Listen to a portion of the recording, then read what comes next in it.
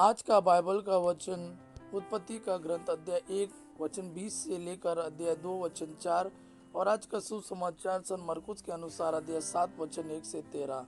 उत्पत्ति का ग्रंथ अध्याय 1 वचन 20 से लेकर अध्याय 2 वचन 4 तक। ईश्वर ने कहा, पानी जीव जंतुओं से भर जाए और आकाश के नीचे पृथ्वी के पक्षी उड़ने लगे। ईश्वर ने मकर और नाना प्रकार के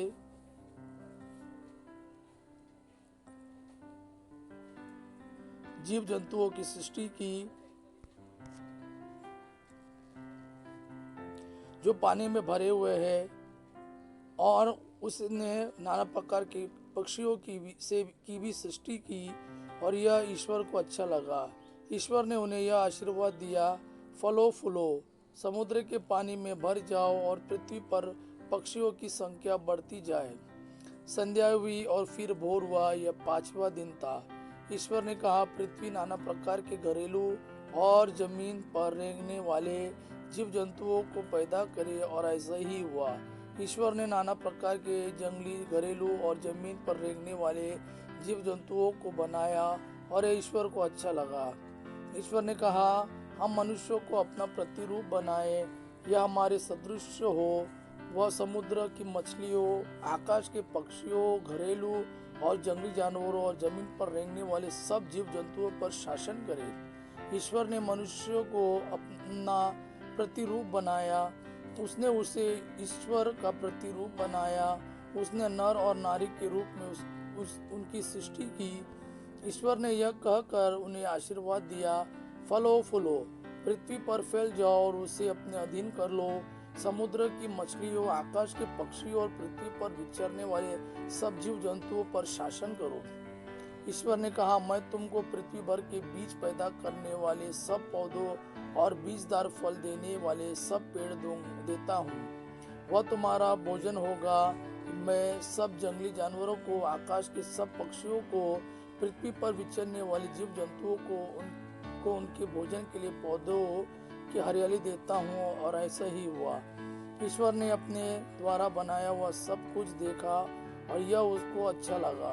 संध्या हुई और फिर भोर हुआ, यह 6वां दिन था। इस प्रकार आकाश तथा पृथ्वी और जो कुछ उनमें है सबकी सृष्टि पूरी हुई। 7वें दिन ईश्वर का किया हुआ कार्य समाप्त हुआ। उसने अपना समस्त कार्य समाप्त कर 7वें दिन विश्राम किया। ईश्वर ने 7वें दिन को आशीर्वाद दिया और उसे पवित्र माना, क्योंकि उस दिन उसने सृष्टि का समस्त कार्य समाप्त कर विश्राम किया था। यह है आकाश और पृथ्वी की उत्पत्ति का वृत्तांत, जिस प्रकार प्रभु ईश्वर ने पृथ्वी और आकाश बनाया। आज का सुसमाचार सन मरकुस के अनुसार अध्याय 7 वचन 1 से 13। फरीसी और यरूशलेम में से आए हुए कई शास्त्री ईसा के पास इकट्ठा हो गए। वे यह देख रहे थे कि उनके शिष्य अशुद्ध यानी बिना धोए हाथों से रोटी खा रहे थे। पुरखों की परंपरा के अनुसार फरीसी और सभी यहूदी बिना हाथ धोए भोजन नहीं करते। बाजार से लौटकर वे अपने ऊपर पानी छिड़के बिना भोजन नहीं करते, और अन्य बहुत से परंपरागत रिवाजों का पालन करते हैं, जैसे प्यालों, सुराहियों और कांसे के बर्तनों का शुद्धिकरण। इसलिए फरीसियों और शास्त्रियों ने ईसा से पूछा, आपके शिष्य पुरखों की परंपरा के अनुसार क्यों नहीं चलते? वे क्यों अशुद्ध हाथों से रोटी खाते हैं? ईसा ने उत्तर दिया, ईसायास ने तुम ढोंगियों के विषय में ठीक ही भविष्यवाणी की है। जैसा कि लिखा है, यह लोग मुख से मेरा आदर करते हैं, परंतु इनका हृदय मुझसे दूर है। ये व्यर्थ ही मेरी पूजा करते हैं, और ये जो शिक्षा देते हैं वे है मनुष्य के बनाए हुए नियम मात्र। तुम लोग मनुष्य की चलाई हुई परंपरा बनाए रखने के लिए ईश्वर की आज्ञा टालते हो। ईसा ने उनसे कहा, तुम लोग अपनी ही परंपरा का पालन करने के लिए ईश्वर की आज्ञा रद्द करते हो, क्योंकि मूसा ने कहा, अपने पिता और अपनी माता का आदर करो, और जो अपने पिता या अपनी माता को श्राप दे उसे प्राणदंड दिया जाए।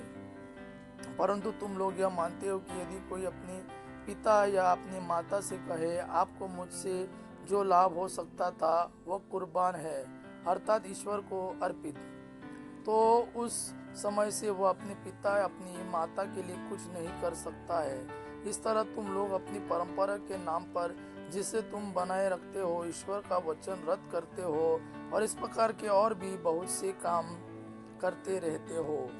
यह प्रभु का वाणी है। प्रभु को धन्यवाद। अब पिता की महिमा और पुत्र यीशु का प्रेम आप पर सदा सर्वदा बना रहे।